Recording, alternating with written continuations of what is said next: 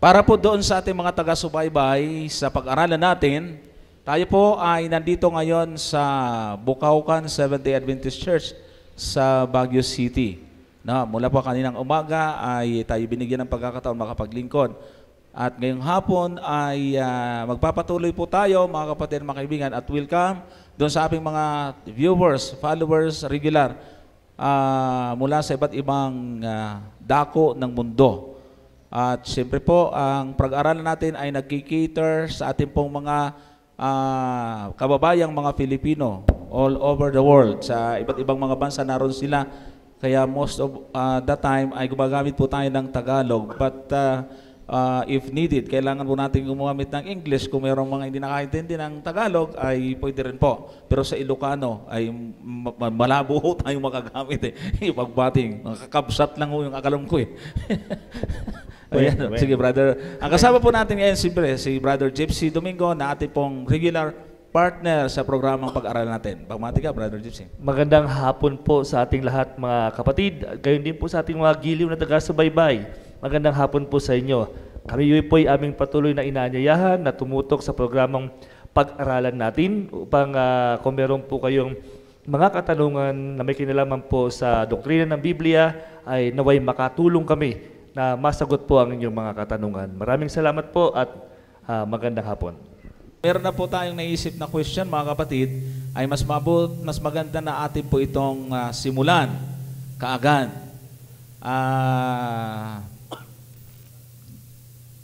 Para po makarami tayo, ika nga. So yung magtatanong ay lalapit lang po doon sa microphone at meron po tayong camera na nakatutok po dyan sa inyo. Okay po? Doon sa Isaiah 66, sabi niya doon sa dulo na verse, yun daw hell, di ba? Yung mga hindi maliligtas, sila ay susunugin at titingnan ng mga naligtas yung kanilang mga uod at yung kanilang fire ay magpakailanman hindi matatapos. Paano niyo mo papaliwanag yun? Anong magandang isasagot doon? Kasi may nagtatanong din sa amin yan Ayan, thank you po. Ito po yung verse na mababasa natin. 66 at last verse ng chapter 66. At sila'y magsisilabas at magsisitingin sa mga bangkay ng mga taong nagsisalangsang laban sa akin, sapagkat ang kanilang uod ay hindi mamamatay o mamamatay man ang kanilang apoy, at sila'y magiging kayamutan sa lahat ng mga tao. So ang question ay, anong ibig po sabihin nito? Yung uod hindi mamamatay at ang apoy na susunog sa kanila ay hindi mamamatay. Lalabas na mayroong katotohanan yung doktrina tungkol sa eternal torment. Uwang halang hanggang pagpaparusa. So ano po bang ibig sabihin ni Isaiah tungkol dito sa bagay na ito? Una, gusto ko pong bigyan tayo ng background tungkol sa sulat ni Isaiah. Marami pong mga sulat si Isaiah na laging po itong may parallel. Like for example, nasa chapter 65 verse 20, tingnan po ninyo ang sinasabi ho dito, hindi na magkakaroon mula ngayon ng sanggol na mamamatay o ng matanda man na hindi nalubos ang kanyang kaarawan, sapagkat ang bata ay mamamatay na may 100 taon ang gulang at ang makasalanan ay may 100 taon, ang gulang ay susumpain. So kung titingnan natin yung context niya, ito ay tumutungkoy doon sa new heavens and new earth. Pero bakit sinasabi dyan na may mamamatay pa na tao? Hindi nga alang-alanganin ang pagkamatay, kundi aabot talaga doon sa kanyang gulang. Hindi lang mamamatay na alanganin, aabot siya doon sa edad na 100 taon ang gulang. Tapos may sumpa pa. Tapos kung titingnan natin yung chapter 66, verse 23, ang sabi na naman dito, At mangyayari na mula sa bagong buwan hanggang sa panibago at mula sa isang Sabat hanggang sa panibago, paroroon ang lahat ng tao upang sumamba sa harap ko, sabi ng Panginoon. Lalabas na naman dito, meron ding pagsamba doon, hindi lang only 7 day, kundi pati yung new moons. So, ginamit ko po ito para maintindihan natin na hindi lang po yun ang ginamit ni Isaiah sa kanyang mga sulat, kundi gumagamit po siya ng mga pangyayari na umiiral sa kanilang kapanahunan para maipakita niya mabuti kung ano ang kagandahan ng bagong langit at bagong lupa. At the same time, doon sa question ay ang tungkol sa buhay na walang hanggan.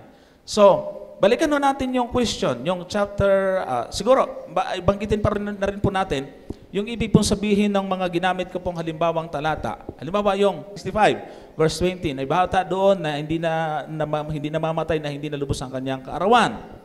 Ang senaryo na yon ay hindi doon sa bagong langit at bagong lupa. Ano po?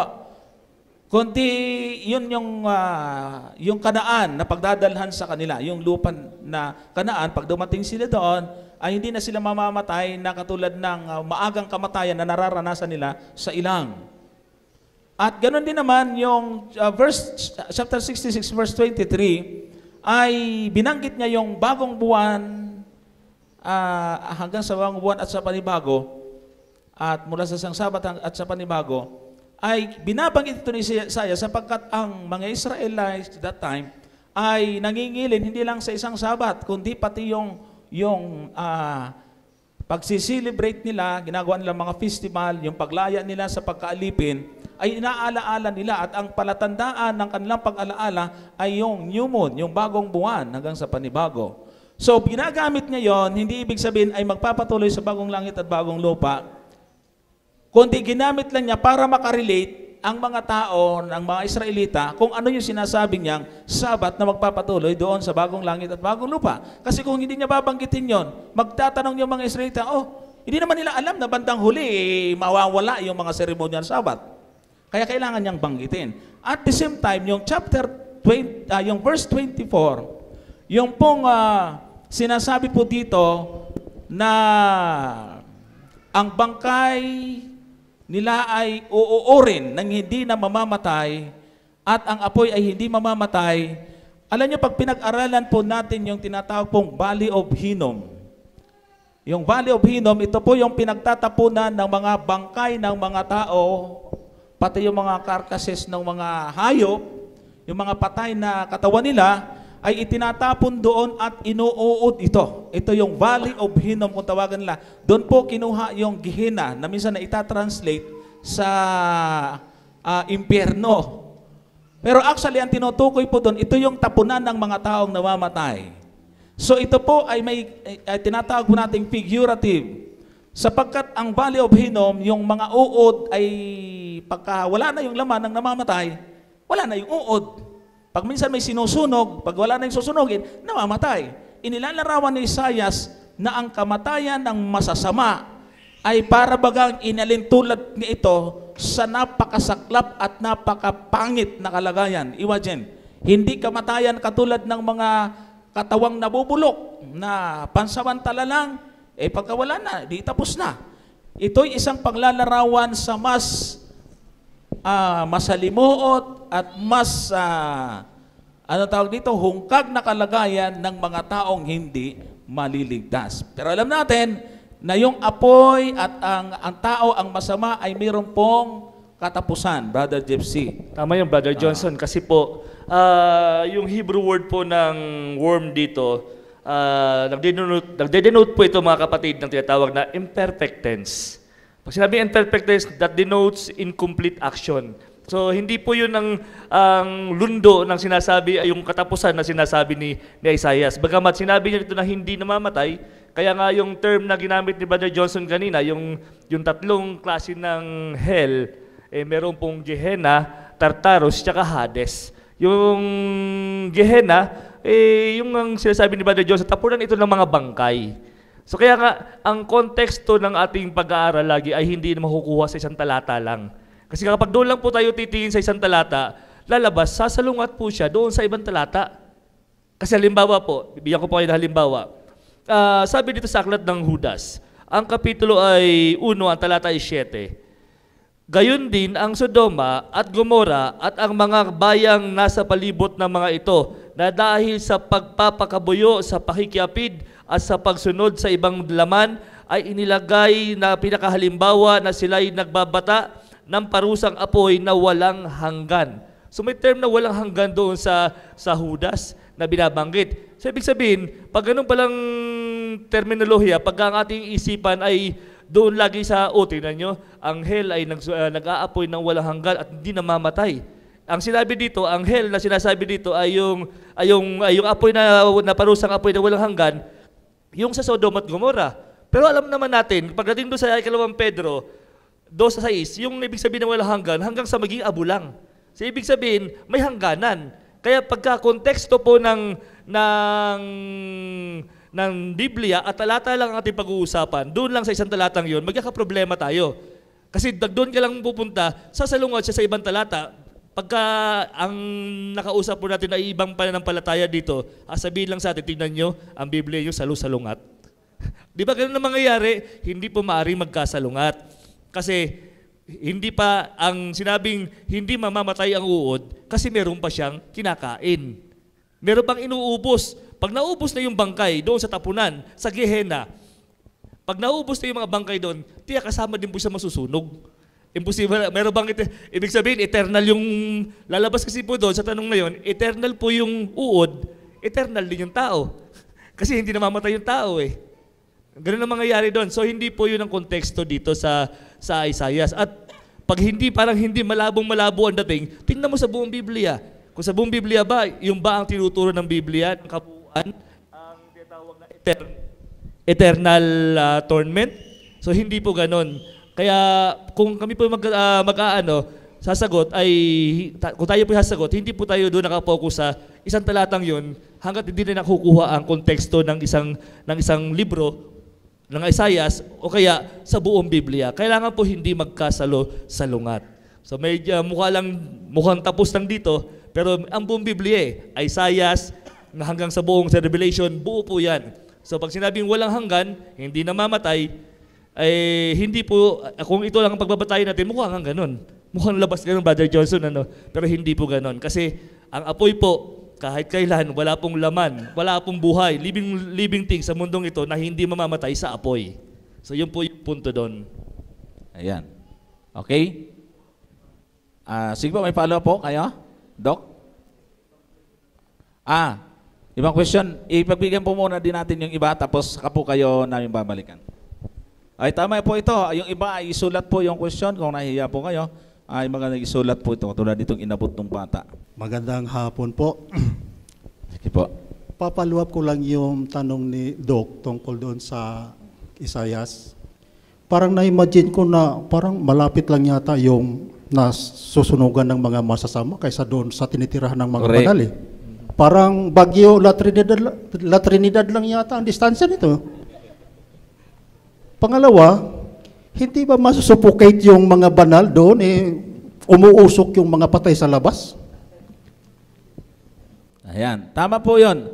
Kaya nga ito po ay pinapakita po natin ang pagkukumpara niya sa literal na libingan ng mga tao that time.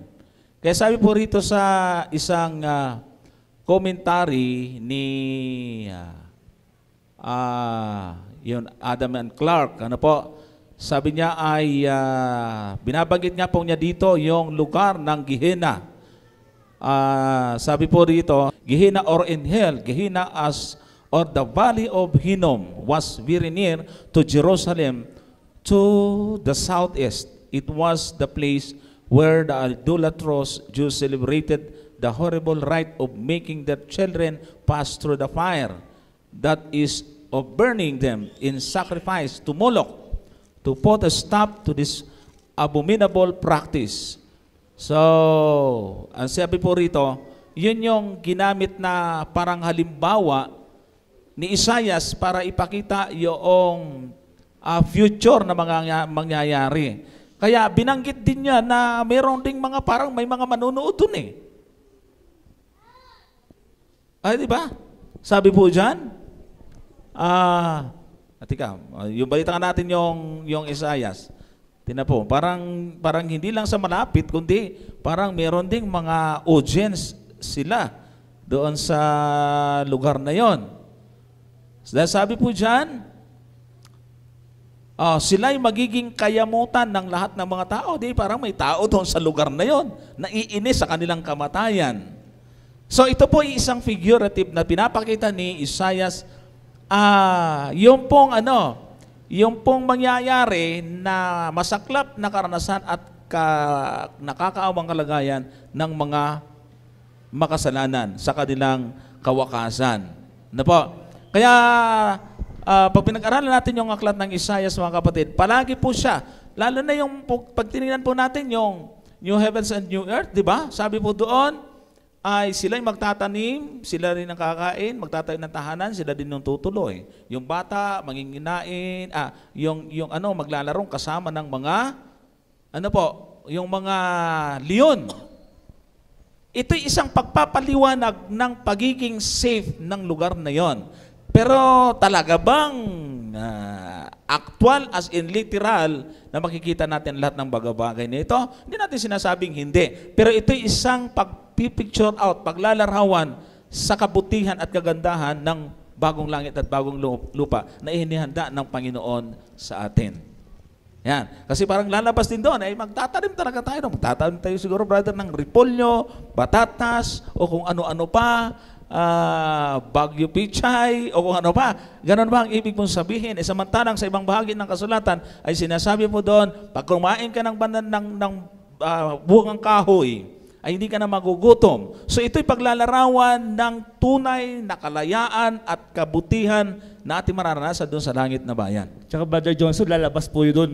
Dahil ang pinag-uusapan dito sa verse 24 na ito ay yung mga patay. Di ba sabihin, inuud. Yun nga. Sabihin, kung... Sa langit, mayroong uod. Sa langit, hindi, kahit man lang dito sa lupa, bagong langit, bagong lupa pinag-uusapan, ibig sabihin, dito nananahan yung mga tinatawag na mga banal, galing sa langit, mabubulok sila dito, yung mga uod, nandiyan yung mga patay na inuud, ang baho-baho nun, nagsama-sama ang mabaho, nagsama-sama din yung mga banal, pag ganun ang mangyayari. Kaya nga sabi po dito, a worm Hebrew tolera, he probably the maggot, the picture is that of maggots preying upon the dead bodies. Ang maggot na ito, ang kanyang inuud lang, yung mga tinatawag na bangkay. So pag ganun ang mangyayari, ay, hindi pa nasusunog itong mga bangkay na ito, ang baho-baho niyan, kasama mga banal, nagtatanim sila, Brother Johnson, nagtatanim sila, kakain, nandyan kumakain sila, nandyan yung mga bangkay. So hindi ganon. Hindi ganon ang tinatawag na konsepto nito. Halimbawa na lang, nasampulan natin na sabi dito sa aklat ng Jeremiah 17 verse 27. Ngunit kung hindi ninyo didinggin ako upang ipangilin ang araw ng Sabat, at huwag magdala ng pasan at pumasok sa mga pintuang bayan ng Jerusalem sa araw ng Sabat, kung magkagayoy magsisulsol ako ng apoy sa mga pintuang bayan niyaon at pupugnawin niyaon ang mga palasyo sa Jerusalem at hindi mapapatay. So dito sa puntong ito, susunugin yung Jerusalem at hindi mapapatay doon sa mga lumalabag sa araw ng Sabat. Hindi na mapapatay yung apoy. Nangyari ba ang mga bagay na ito? Nangyari po ito.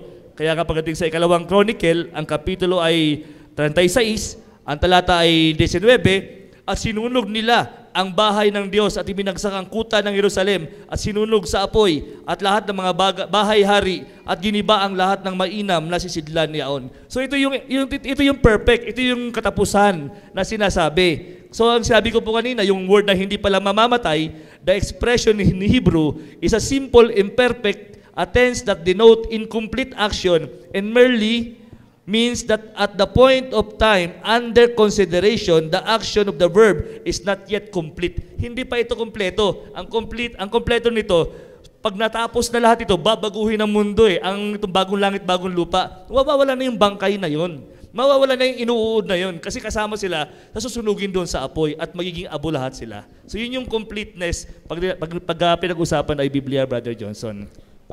Inilagay ko sa PowerPoint yung kumuha na lang po ako ng maiksing quotation mula sa ilang mga Bible scholar. Sabi po nila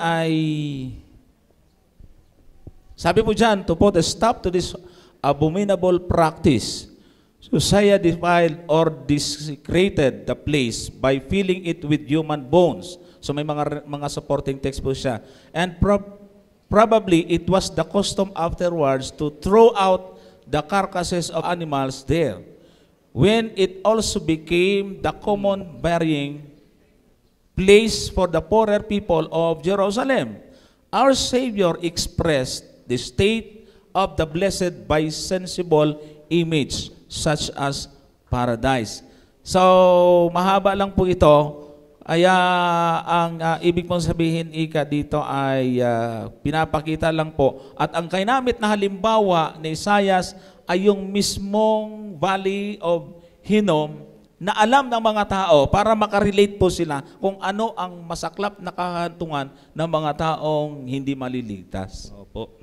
Ayan. Okay? Kaya tama yun, si Brother Ed at saka si Doc sa kanyang tanong, na kung talagang may eternal torment, ay parang abot kamay lang yung langit at impyerno. Mabaho pa. Kitang-kita din ng mga naligtas yung At mga may Brother Johnson. naglalangoy-langoy sa apoy. Tapos, ang nakapagtataka doon, yung uod, hindi rin namamatay sa apoy. Saan ka nakakita ng ganon? Inuod at the same time, sinusunog. Eh di, napakatindi namang uod yun. Hindi rin napupugnaw sa apoy. So, may ano po siya, yung tinatawag po nating figurative. Okay? Meron po dito question. Yung written. Ano po ang sinasabing seal sa Ephesians 1:13? Related po ba ito sa topic kaninang umaga sa Sabbath School? Dahil meron siktang nagsasabi na hindi raw araw ng Sabat ang silyo ng Panginoon. Wow, very good question po ito. Then ang pangalawang tanong ay maraming sikta ang naniniwala sa Trinity. Ngunit iba ang paniniwala ng SDA. Ano po ang pagkakaiba sa Trinity ng SDA at saka Roman Catholic, born again, etc.? Ang ganda. Ganda ng tanong, Brother Gypsy. So, tingnan po natin muna yung sinasabi po dito sa Efeso 1:13. Nasa kaniya'y kayo rin naman pagkarinig ng aral ng katotohanan, ng ebanghelyo ng inyong kaligtasan. Nasa kaniya rin naman mula nang kayo'y magsisampalataya ay kayo'y tinatakan ng Espiritu Santo na ipinangako. Yan. So, ang question niya ay related ba ito sa topic kaninang umaga sa Sabbath School? Dahil meron siktang nagsasabi na hindi raw araw ng Sabat ang silyo ng Panginoon. Siguro, kung dudugtungan pa yung tanong, ay hindi Sabat ang tatak, kundi Espiritu. Dahil nga, ang sabi po na dyan sa talata ay tinatakan kayo ng Espiritu na ipinangako. Pansinin niyo po, nakita naman niyo sa screen. Tinatakan ng Espiritu Santo na ipinangako. Yan ba ay nag-ibig sabihin siya mismo yung tatak o siya nagtatatak? Pagpapansinin niyo yung talata, ay tinatakan siya tinatakan ng Espiritu Santo. Meron tayong mga paliwanag po mga kapatid na ang merong Holy Spirit ay hindi lalabag sa kautusan ng Diyos at lalo na yung araw ng Sabat. Kaya ang tanong niya, Brother Jeffsy, related ba ito sa topic kaninang umaga tungkol sa Sabat? Yes, siyempre po. Ang Espiritu, ang trabaho niya ay ipailala sa atin ang mga mahalagang bagay na dapat natin makalimutan. Pag tinatakan ka ng Holy Spirit, hindi ka lalabag sa araw ng Sabat. Yan po ang ibig sabihin po ni Apostol Pablo sa talatang ito. Alam natin ang trabaho ng Holy Spirit ay ano po? To remind, para ipaalala sa atin at sumbatan tayo sa kasalanan. Nasa 16:8 ata ng Juan yan, o kaya sa, marami talatang mga i-prepare ni Brother Gypsy. So, wala hong problema sa talata. Kailangan lang po natin unawain. Kasi kung ang Espiritu mismo ang itatatak sa atin, dapat ay kayo'y tinatakan, ang ipinantatak sa inyo ay ang Espiritu. Kundi sabi diyan, kayo'y tinatakan ng Espiritu na ipinangako. Ano po ang ibig mo sabihin niyan? Di ba nangako ang Panginoon, pag alis ko, ay bibigyan ko kayo ng susuguin ang ibang mang-aaliw. Narinig ko kanina yung pinag-uusapan ng women's ministry ay the Comforter. At isa po yan sa trabaho ng Holy Spirit. Mang-aaliw. So, kung pagka tayo mayroong banal na Espiritu, hindi ho tayo lalabag.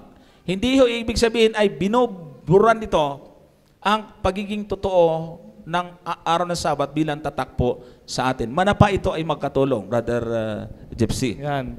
At babasahin ko po muna yung konteksto. Nandito naman po yung kasagutan din mismo sa Efeso. Ang kapitulo ay 1, ang talata ay 11, patuloy po. Tayo rin naman sa Kaniya ay ginawang mana na itinalaga na niya tayo ng una pa ayon sa pasya niyaong gumawa ng lahat ng mga bagay, ayon sa pasya ng kanyang kalooban, upang tayo maging kapurihan ng kanyang kaluwalhatian. Tayong nagsiasa ng una kay Kristo, nasa Kanya ay kayo rin naman, pagkarinig ng aral ng katotohanan, narinig yung aral ng katotohanan, ng ebanghelyo ng inyong kaligtasan. Ibig sabihin, naaralan niya, nalaman niya ang totoo, nasa Kanya rin naman, mula nang kayo'y magsampalataya, believer po ito mga kapatid, at kayo'y tinatakan ng Espiritu Santo na ipinangako. Ang pagtatak ng Holy Spirit, una, pagkatapos mong maniwala. Kaya nga, sabi ni Albert Barnes, sa kanyang commentary, they were thus sealed by the Holy Spirit of promise. After they had believed, they had the full evidence of the favor of God in the descent of the promised Holy Spirit and in His miraculous influence. So pagkatapos mong maniwala, tinatakan ka ng Holy Spirit at makikita na sa iyo ang tinatawag na evidence in favor of God. So ibig sabihin, may ebidensya. Nakita mo na. Kaya ang pagsisiling po, dalawa. Una, nung new birth mo, pagkabinyag. And then, pangalawa, sa end times. Kaya may siling din po sa end times. Di po ba? Kasabay-sabay yan. Kung familiar kayo sa ating chronology ng last days events, pagbagsak ng National Sunday Law, nandyan na rin yung tinatawag na shaking time, nandyan na rin yung sealing time, sunod yan, nandyan na rin yung tinatawag na latter rain. So, ibig sabihin, yan mangyayari in the last days. So, yan po ay sealing din ng Holy Spirit. Kapag may tatakan ng Holy Spirit, makikita sa iyo ang pagsunod sa araw ng Sabat. Ganun yun yung Sabat ay outward kasi yun yung makikita sa iyo, yung evidence na ikaw ay nasa favor ng Panginoon. Okay. Ang next question ay, maraming sikta ang naniniwala sa Trinity. Ngunit iba ang paniniwala ng SDA. Ano po ang pagkakaiba sa Trinity ng SDA, Roman Catholic, born again, etc. So, ibig sabihin, ano ang kaibahan ng ating paniniwala sa Trinity sa paniniwala ng Katoliko at iba pang mga born again Christian group? Maganda po yung tanong na to. Tayo po ay naniniwala doon sa Trinity ng ating pong binagbasihan at pinaghanguan ng ating interpretasyon ay sa Biblia po mismo. Dahil sa ating panahon ay marami po ang nagsasabi na tayo po ay ang Trinity natin ay hango sa Catholic. Hango daw sa Katoliko. Pero pag tininan po natin yung ating fundamental beliefs ay wala mang referensya galing sa Katoliko. Manapa ay galing po lahat sa Bible. Maganda yung tanong niya kasi ang sabi niya, paano ang kaibahan ng ating paniniwala sa Trinity ng Catholic? Nandun lang sa aking laptop ang PowerPoint, pero meron po akong presentation ng Trinity ng Catholic Iba po sa ating pong paniniwala, mga kapatid. Dahil ang Holy Spirit ay resulta o nanggaling, ang pinanggalingan ng Holy Spirit ay naging produkto siya ng pagsasama ng Ama at Anak. Yun ang Catholic, paniniwala ng Catholic sa Trinity. At yung ibang Trinity naman, ng ibang mga pananampalataya ay mayroong pagkakaungusan. Ang tawag dito, mayroong, anong magandang termina dito? Oo, meron siyang mas mataas. Mas mataas ang Ama. Mas mataas yung Ama, Sa mas anak. mababa yung Anak, at ang Holy Spirit ay hindi rin kapantay ng kanilang kapangyarihan. Yun po, sa atin po ay iisa po ang pantay-pantay ang kanilang nature. Kasi ang pagka-Diyos ay isang nature, isang likas. Parang tao na tayo po ay magkakaiba-iba man ang antas sa buhay, pero isang nature natin, pantay-pantay. So, ang Trinity po natin ay hango sa Bible. Saan po natin hinango? Anong talata sa Biblia ang ating pong pinaghanguan ng pagtuturo tungkol sa diwa ng Trinity? Alam naman natin, mga kapatid, na walang word na Trinity sa Biblia, pero hindi kumot wala pong word na Trinity sa Bible, ay hindi na po ito totoo. Ano po? So titingnan po natin yung chapter 28 ng Matthew at verse 19. Nandito po yung diwa ng Trinity. Kasi yung word na Trinity ay hango sa dalawang salita. Trio at saka unity. Trio, tatlo. Unity, nagkakaisa.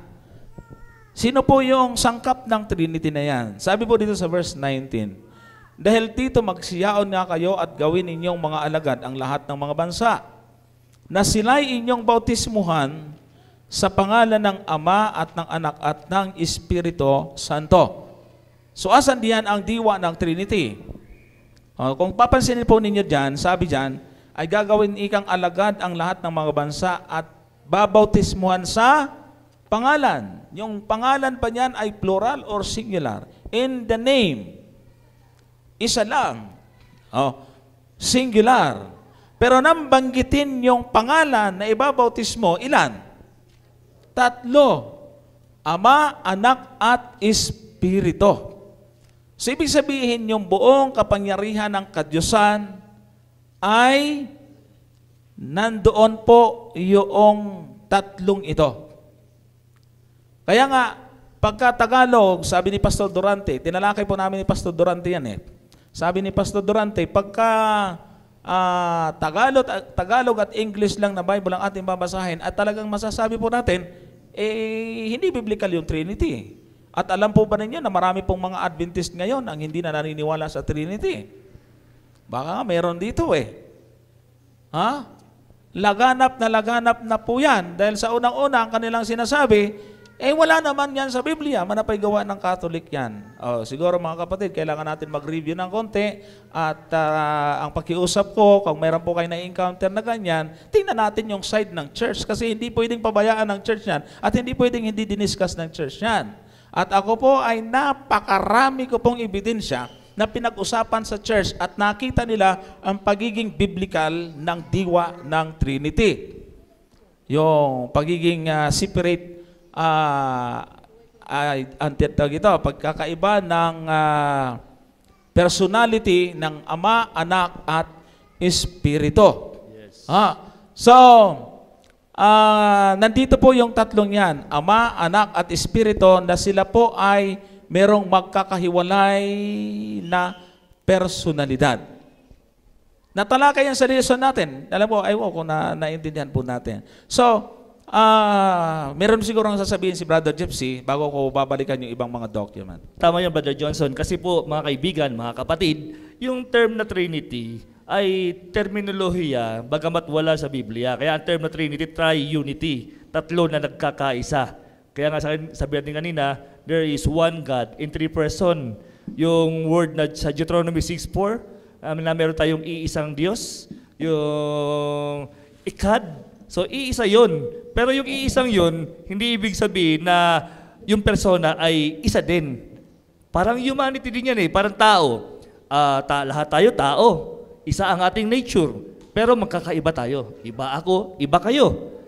For example, kung terminology ang pag-uusapan, kasi galit na galit sa terminology ng Trinity, wala daw sa Biblia, bakit yung incarnation? Wala din po sa Bible ang incarnation. Pero tinatanggap po ng lahat ng Kristiyano na mayroong incarnation, na ang Diyos ay nagkatawang tao, si Kristo. So ibig sabihin, terminolohiya, it's a matter of terminology. Theological discipline ang term po dyan, mga kapatid. Pero kung essence sa pag-uusapan, sabi nga ni Brother Johnson, tad po tayo ng ebidensya sa Biblia na may kinalaman sa Trinity. Mula pag-aralan pa ang original na sayo ng Biblia hanggang sa translation, marami po tayong mababasa niyan, Brother Johnson. Limbawa na lang, doon sa Mateo, Kapitulo ay 3, ang talata ay 16 at 17. Meron pong ganitong sinasabi. At nang bautismuhan si Jesus, pagdakay umahon sa tubig, at narito, nangabuksan sa kanya ang mga langit, at nakita niya ang Espiritu ng Diyos, na bumababang tulad ng isang kalapati, at lumalapag sa kanya. At narito ang isang tinig na mula sa langit, na nagsasabi, ito ang sinisinta kong anak na siya kong lubos na kinalulugdan. 3 persona. Ang tagpo ay baptism ng ating Panginoong Jesucristo. Nang siya'y bautismuhan, bumaba ang banal na Espiritu na katulad ng isang kalapati. So dalawa na ang persona. Tapos yung bumaba yung kalapati na ang Holy Spirit nasa in the form of the dove, nagsalita galing sa langit. Yung tinatawag na boses ng Ama, ito ang sinisinta kong anak. So meron tatlong role player sa tagpong ito na galing sa langit, isa tinutubog sa tubig, isa bumababa. Na parang nag-anyong kalapati. Holy Spirit, Father, and Son. Nandoon yun, mga kapatid. Ngayon kung sasabihin ng iba na isa lang, ang Ama lang, ang Anak at ang Holy Spirit ay isa, magkakaproblema po, mga kapatid, kasi lumalabas parang drama ang dating nito. Na si Kristo din pala yung Ama, binautismuhan siya, nagsalita yung boses niya doon sa langit, tapos bumaba yung Holy Spirit. Medyo hindi po siya logical. Sa totoo lang po, kahit na bata po ang magbasa nito, makikita na meron pong 3 persona. Kaya nga naniniwala tayo sa Trinity, Brother Johnson. Okay. Since na-open po ito, mga kapatid, dahil ito po ay isa pong very alarming na doktrina na pumasok sa church. So in case na meron kayong kakilala na medyo na-influensyahan na ng anti-Trinitarian doctrine sa loob ng iglesia, ay kaya kinuha ko na lang din po itong laptop kung saan nandun po yung ilang mga references na makakatulong po sa atin kung paano po dapat nating tandaan at kilalanin na ang ating iglesia ay meron po talagang ibinigay na otoridad ang Panginoon na kung ano po ang pinagkaisahan ay yun po ang dapat po natin panghawakan.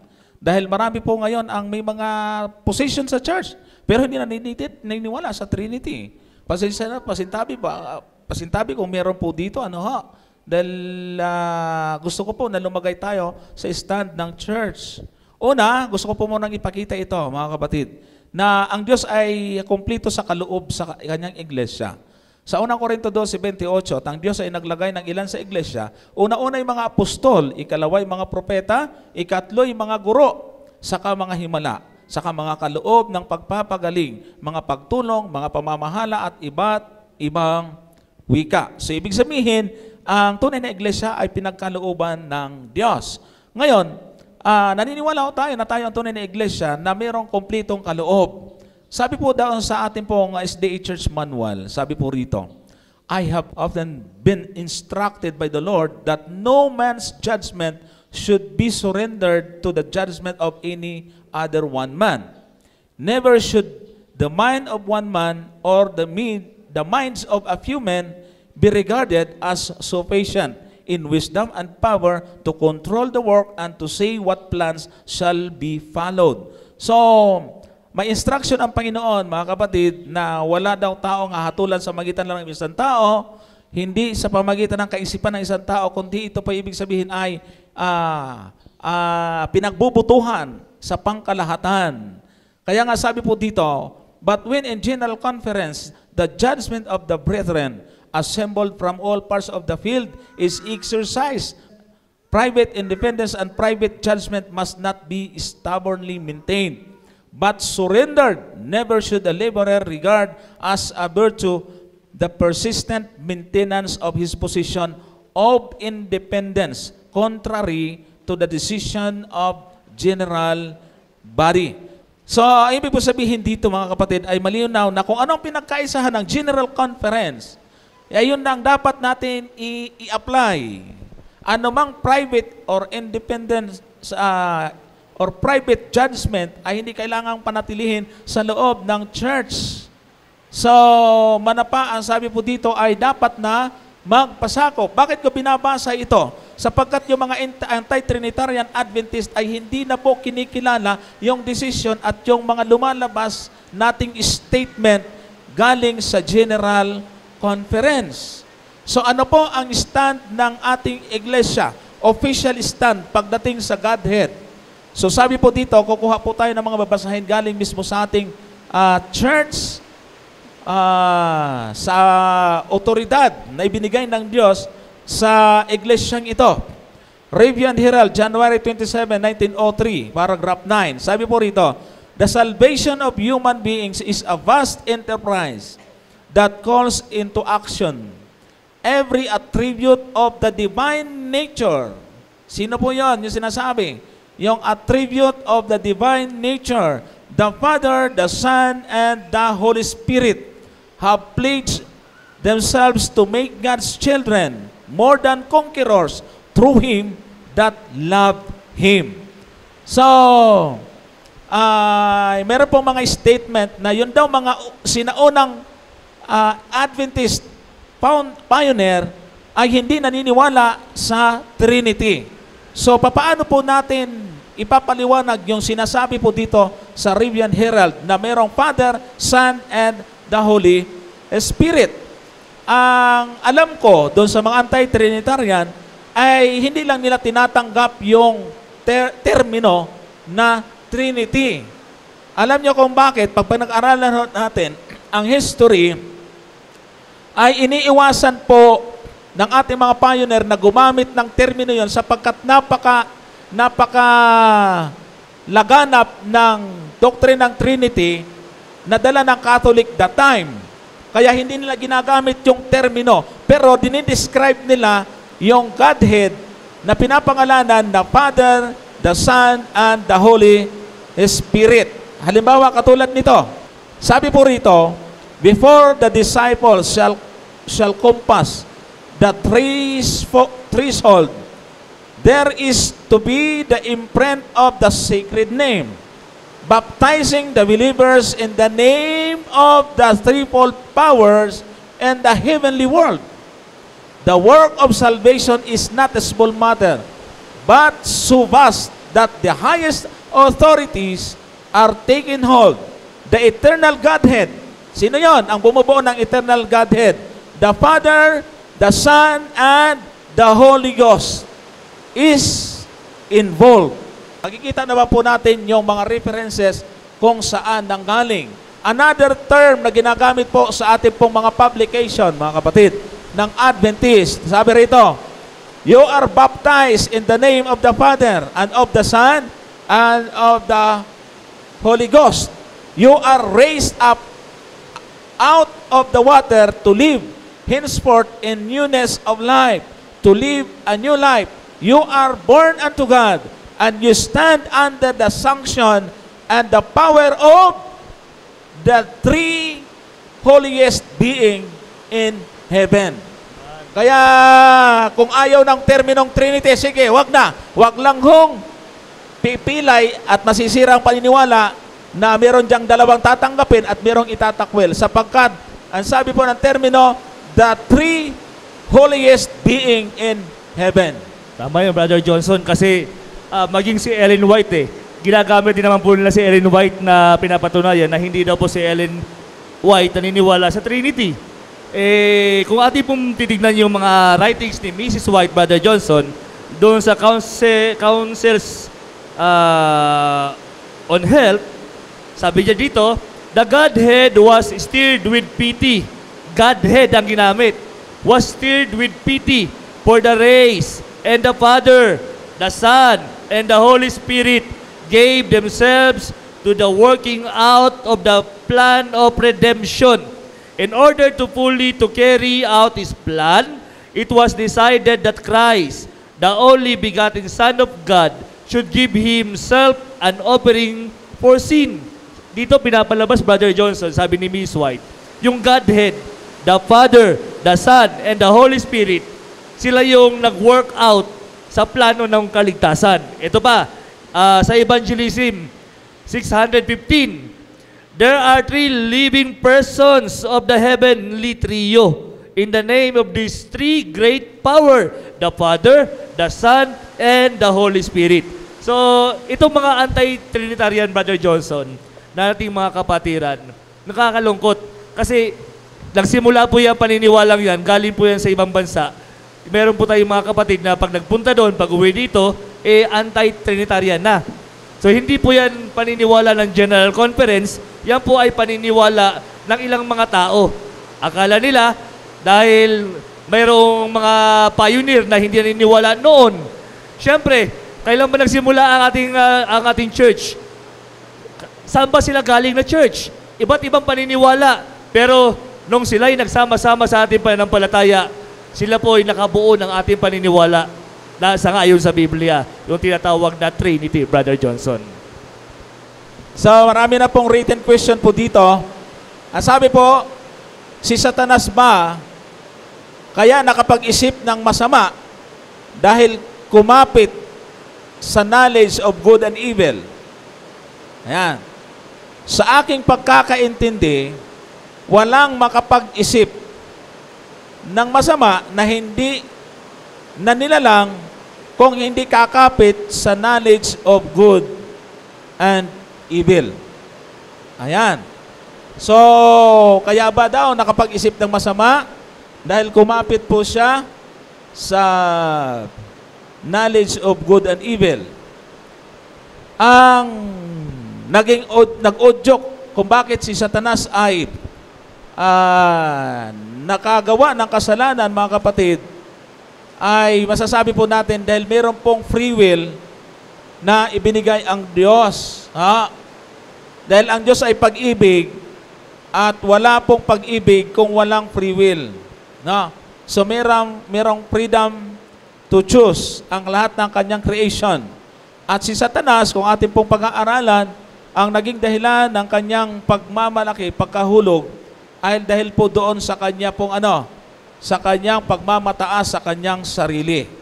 Ayan, Brother Gypsy, meron kang sasabihin. At magbabasa po tayo ng talata. Sabi po rito, Verse 12. verse 12, Ano't nahulog ka mula sa langit, o tala sa umaga, anak ng umaga, paanong ikaw ay lumagpak sa lupa, ikaw na siyang nagpahina sa mga bansa. At sinabi mo sa iyong sarili, ako'y sasampa sa langit, aking itataas ang aking luklukan sa itaas ng mga bituin ng Diyos, at ako'y uupo sa bundok ng kapisanan sa mga kaduluduluhang bahagi ng hilagaan. Ako'y sasampa sa itaas ng mga kaitaasan, ng mga alapaap, ako'y magiging gaya ng kataas-taasan. Yan. Yun ang gustong mangyari ni Lucifer, Brother Johnson. kaya yung talata dyan ay may question Ano't nahulog ka mula sa langit o tala sa umaga, anak ng umaga? Paanong ikaw ay lumagpak sa lupa na siyang nagpahina sa mga bansa? Ang sagot po dyan ay, sabi dyan, sinabi mo sa iyong sarili. Sabi po dyan, na ako'y sasampa sa langit. Anong ibig sabihin? Aking itataas ang aking luklukan sa itaas ng mga bituin ng Diyos. Gusto po niyang Gusto niya pong pumosisyon doon sa posisyon ng Panginoon. Gusto niyang lumagay sa kalagayan ng Diyos. Yun po ay pagmamataas. Ang tanong lang, Brother Johnson, bakit siya naging ganon? Ayan. Bakit niya gustong umupo doon sa luklukan o doon sa trono ng ating Panginoon? Dito sa aklat ng Ezekiel, ang kapitulo ay 28, ang talata ay 13. Sisimulan ko sa 13. Ikaw ay nasa Eden. na halamanan ng Diyos. Lahat ng mahalagang bato ay iyong kasuotan. Suot ito na ni Lucifer. Yan. Ng sardio, ng topasyo, at iba't ibang pang mga bato ang binabanggit dito mga kapatid. Pagdating sa verse 15, ikaw ay sakdal sa iyong mga lakad mula sa araw na ikaw ay lalangin, hanggang sa ang kalikuan ay nasumpungan sa iyo. Verse 17, ang iyong puso ay nagmataas dahil sa iyong kagandahan. Yan. Iyong ipinahamak ang iyong karunungan dahil sa iyong kaningningan. Aking inihagis ka sa lupa, aking inilagay ka sa harap ng mga hari upang kanilang masdan ka. Sa mga tuwid, kaya gusto niyang lumuklok sa luklukan ng Panginoon kasi mga kaibigan, mga kapatid, yung kanyang puso nagmataas. Maganda kasi siya. Maganda ang kasuotan, maganda ang itsura, matalino. Ibig sabihin, lahat halos na sa kanya na. Nung makita niyang gano'n na siya, yung kanyang free will gumana. Ang gusto niya, lumagay sa luklukan ng Panginoon. Kaya ang sabi niya, ang iyong puso ay nagmataas dahil sa iyong kagandahan. Inihulog po siya ng Panginoon dito sa lupa. So yung tinatawag na knowledge of good and evil, yung puno, ito po ay walang kinalaman kay Lucifer. Bagamat si Lucifer ang nag-udyok, ito po, ayon sa ating mga komentary, ang puno po ng pagkakilala ng mabuti at masama ay hindi po siya lason. Ito po ay test of obedience, sabi ni Ms. White. Test of obedience na kapag ito ay, pag ang si Adan at si Eva ay sumunod sa Diyos, hindi sila mamamatay. Pag sila ay lumabag, mamamatay sila. Sasabit yung tinatawag na papasok yung kamatayan sa mundong ito. So, dahil ganon, ang ginawa ni Adan, sila po yung lumabag. So, yun po ang punto. Si Lucifer po galing sa langit. Ipinagpatuloy niya ang laban dito sa lupa. Inihulog siya, dito po niya ipinagpatuloy. Okay. Ang sabi po rito, maire-relate po ba ang kaligtasan sa pagiging vegetarian? Since ang pagkain po sa New Heaven and New Earth is fruit. Kung ang merchandise po ay inspired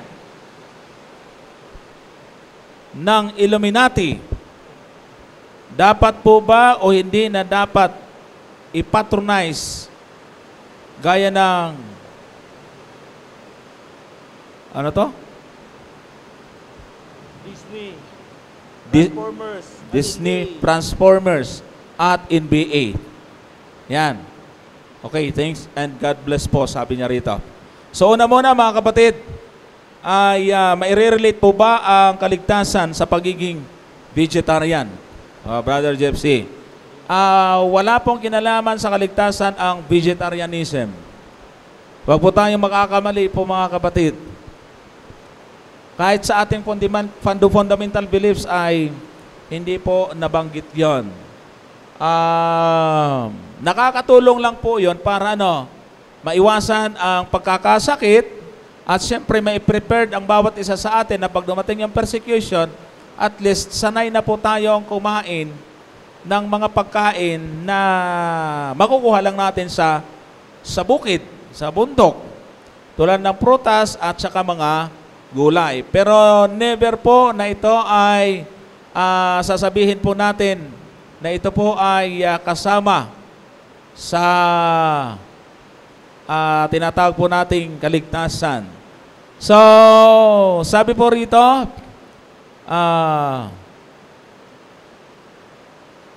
ito, sa sulat ni Mrs. sa Spirit of Prophecy, sabi po dyan, flesh food, not a test of fellowship. Sabi po, we do not mark out any precise line to be followed in diet, but we do say that in countries where there are fruits, grains, and nuts in abundance, flesh food is not the right food for God's people. So, andyan yung advice. I have been instructed the flesh food has a tendency to animalize the nature, to rob men and women of that love and sympathy, which they should feel for everyone. Sabi po dito, and to give the lower passion control over the higher powers of the being. If meat eating was ever healthful, it is not safe now. Cancers, tumors, and pulmonary diseases are largely caused by meat eating.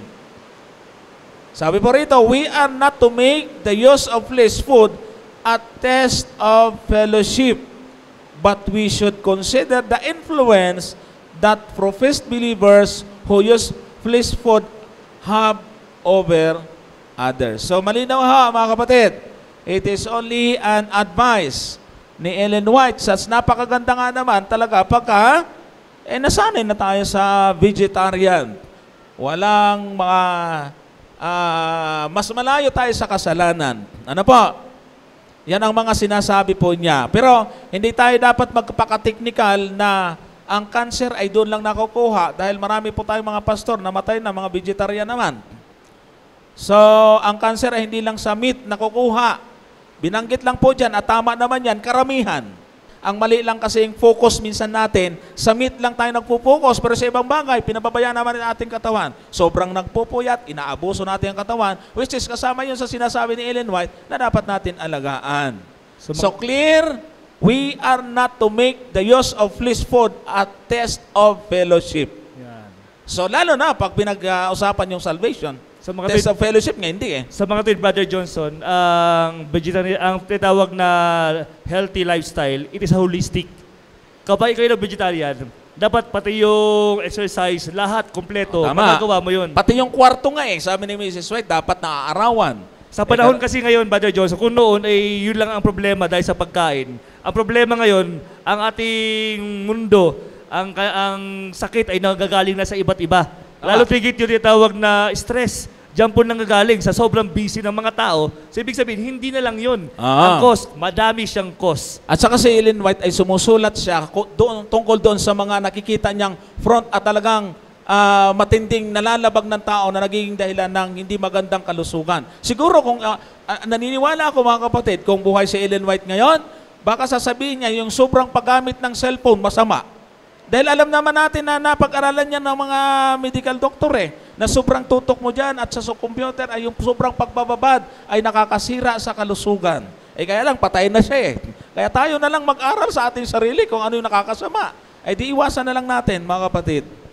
So, time and place must be considered. Sabi nga, yung mga sulat niya, i-interpret natin ayon sa, mga lugar at yung pong panahon kay bakit niya isinulat ang mga bagay na ito. Tawag doon hermeneutics. Yan, Kasi, tama. Hindi lang biblical ang ina-apply ng hermeneutics. Lahat, pati writing si Mrs. White. Opo. Kasi po, nung pinanood ko yung si Pastor Brian Tolentino, doon ko nakita yung tinatawag na yung mga reason. May mga reason po siya na kung bakit nag-vegetarian si Mrs. White. Ang isa po sa mga reason ay moral reason. Na pag mayroon namang lugar na marami namang pagkain na prutas, na nuts, gulay, mas piliin mo na yung kaysa karne. Yun po sabi ni Mrs. White. Kasi para maalagaan mo yung katawan mo.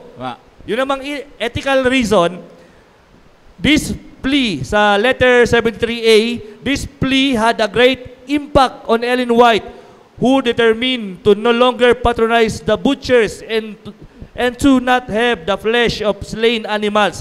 Kanya palang ethical reason, kaya hindi siya kumakain ng mga karne, kasi ayaw niya nang pinapatay yung mga hayop. Dito ang reason na yung binigay niya. Una, yung sa moral. Pangalawa ay ethical. So marami pa pong reason. Na, doon ko natutunan doon sa palabas na yon na may kinalaman kay Mrs. White. Sabi ko, maganda pala, kaya pala niya hindi ginagawa. Pero hindi niya sinasabi na ito po ay kasalanan kapag kumain ka nito, ay diretso ka sa impyerno. Wala namang ganun. O hindi ka mapupunta sa langit. Wala pong ganun sinasabi si Mrs. White na tinatawag na tahasan at direct na sinasabi. Okay, ang next question niya ay, baliktaran pala to. Nasa una ko na pala yung pangatlong at pang-apat Meron pa palang una at pangalawang tanong. Balikan ko. Yung pala, mayroong mas marami sa kabila. Kaya parang tatakaw, bakit number 3 at number 4 yung nabasa ko? Number 1 muna, saka number 2. Okay lang po ba na isang SDA theology student na nasa second or third year level ang mag-sermon sa divine hour of worship? Ano po ang mga qualifications para sa isang tao ay karapat-dapat na mag-sermon sa second service? Second or third year? Aba, yun ngang walang year. Yun ngang hindi po nakaapak ng nag-aaral ng theology. Hindi nagsisermon. Pero, tinitingnan na natin yan, mga kapatid. Ano ha? Sa ating mga elders, mga church leaders, pag mag-a-assign po tayo, kahit na po yan ay matanda na, ay kailangan ay nasubok na rin po natin. Dahil hindi din naman kasi doon sa edad tinitingnan eh. Kahit na bata pa yan, kung mahusay at maraming mga magaling mag-research yan, ay baka mas maganda pang, mas masarap pang makinig at matuto po tayo. Pwede po yan mga kapatid, pero sa katulad na sinabi ko, ay tinitingnan natin, bago natin isa lang sa second service, sa divine worship natin, ang karamihan ang ating pong training ay midweek, whisper, makikita natin, AY. So pag nakita po natin, meron siyang ganong katangian, ay pwede na. Alam niyo po mga kapatid, hindi ko makalimutan yung testimony ni Pastor Pastor Yabot nung nagkaroon po na ang anniversary ang Angeles City, ang Angeles Seventh Adventist Church. Ang kwento niya, sabi niya, batang-bata pa siya, binigyan siya ng part sa AY program. Kaya lang nang tumayo siya para magbigay ng message ay sa umpisa lang pagbanggit niya, hindi na niya alam kung paano sundan. Hanggang sa pinagpawisan na po siya ron, hindi niya alam kung bababa siya o ano man. Hanggang sa sinisinyasan siya ng mga kasama niya, upo ka na lang. In short, nakasimula lang siya, hindi na niya natapos. Kaya hiyang-hiya daw siya. At lalo nang takot po niya, kapag uuwi siya, ang laki-laki ng nanay niya, sigurado yari siya, mapapagalitan siya. At ang tagal niyang umuwi, mga kapatid, talagang dumaan din po siya ng kantsaw, pero yung iba naman ay ina-encourage naman siya, kino-comfort naman siya. Pag uwi niya sa bahay, sabi niya, nakita niya nakaabang sa pinto yung nanay niya, nakarating na yung balita na nagkalat siya sa church. Kaya ang ginawa niya, dire-diretso siya pasok, dinaanan niya yung nanay niya. Paglagpas niya, ay hinawakan daw siya sa braso ng mama niya. At niyakap siya, anak, ang galing mo, ikaw lang nakagawa doon. Nagulat siya. Natuwa pa yung nanay niya. Sabi niya, kung hindi ganon ang nanay ko, baka hindi ako ganito ngayon. Baka dahil doon sa discouragement at kahiya na inabot niya, baka hindi na siya umulit na tumayo ulit sa church. So anong punto po natin dito? Sa mga leader sa iglesia, kahit na meron tayong nabigyan ng part na parang hindi alam ang gagawin, ay hindi ibig sabihin ay sarado na ang pagkakataon na ma-develop ang kanyang, tingnan nyo na si Pastor Yabot ngayon. Saan siya? SSD. Pero nagkalat siya nung una niyang tayo sa AY program. At ako may ganon din karanasan. Ako po ay tubo sa isang liblib na lugar sa Masbate. Talaga pang nabaptize ako ay 14 years old. Gustong-gusto ko ang nakakarinig ng mga sermon. Gustong-gusto ko po talagang pagka meron pong magagaling na mga speaker, ay hindi ako pwedeng mapaupo sa likuran. Gustong-gusto ko. At lagi kong iniisip, sana matuto din ako ng ganyan. At nagpiprepare ako mga kapatid, kahit walang nag-i-schedule sa akin. Gustong-gusto ko nang kalabitin ako, pero wala. Pero nag-prepare na lang ako sa sarili ko ng mga sermon. Ay nagkataon na wala pong mga elder sa aming church. Hindi nakauwi galing Masbate. Dahil nagkaroon ng bagyo, hindi nakauwi yung lancha. Inabutan ng Sabado. Walang speaker doon, mga babae karamihan. Ako yung pinagsalita. Hindi nila alam, may prepared akong sermon. So nagsalita po ako mga kapatid at nakita ko na sa kauna-unahang tayo ko sa harap ng sa pulpito ay pagkatapos ng aming divine worship ay marami ang natuwa at pinuri po ako. At yun po ang naging dahilan kumapal ang mukha ko. So ibig sabihin ay pwede pala ang ma-develop. At saka yung encouragement mga kapatid, yung pong mga nagpapalakas na mga salita at ating pong isang suporta po yan sa ating mga kabataan. So kahit po yan sa third year or second year, pagka alam naman natin na may kakayanan, okay lang po yan mga kapatid. At Ito sa Brother Jepsy, bago ka magsimula. Alam nyo to, ay hindi, isa to sa, ewan ko kung aaminin niya, pero isa yan sa nagpapaturo talaga sa akin noon. Nagdadrive ako ng tricycle sa Angono, pumapasok siya sa school. Ang aga-aga niyang umalis doon sa kanilang bahay, pagkatapos aangkas po na dyan, habang nakapila ko sa paradahan ng mga tricycle, nagpapaturo kung paano mag-sermon. Abay, bandang nakita ko ay talagang may talent nga. At nung ako'y na-assign sa ibang mga lugar, malalayong lugar, pagbalik ko, ayan na siya. Mas marami pang alam kaysa sa akin. So, mahalaga po yung madi-develop talaga ang talent ng ating mga kabataan kung susuportahan natin. Tama yun mga kapatid kasi kaya nga ang term na ginamit ng Biblia, train up a child in the way he should go. Paano mo ngayon ititrain ng isang bata sa loob ng church kung hindi mo siya pagbibigyan? Pero ganito, since na divine service, kung tingin mo hindi pa man siya doon karapat-dapat na magsalita sa divine service kasi baka maraming madismaya, i-train nyo siya, meron namang midweek at vesper. Sa midweek at vesper, matitrain po yan. Doon po ako trainay ni Brother Johnson. Noong una, naglalakad kami sa junction, nagpapaturo ako paano mag-sermon hanggang doon sa tricyclean para po ma-train. At midweek yon, sa una kinakabahan siyempre. Ayun, kumapal din ang muka. Kaya marami kung saan sa napupunta. Kaya sabi ko, meron niyang mga bata na ang pinag-uusapan, kasi ako po ay elder din ng church. Ang pinag-uusapan lang kasi dito, yung gaano ba kataas ang spiritualidad ng tao. Kasi merong mas matanda, pero yung spirituality naman, mababa naman. Meron naman mga bata na ang taas naman ng spirituality.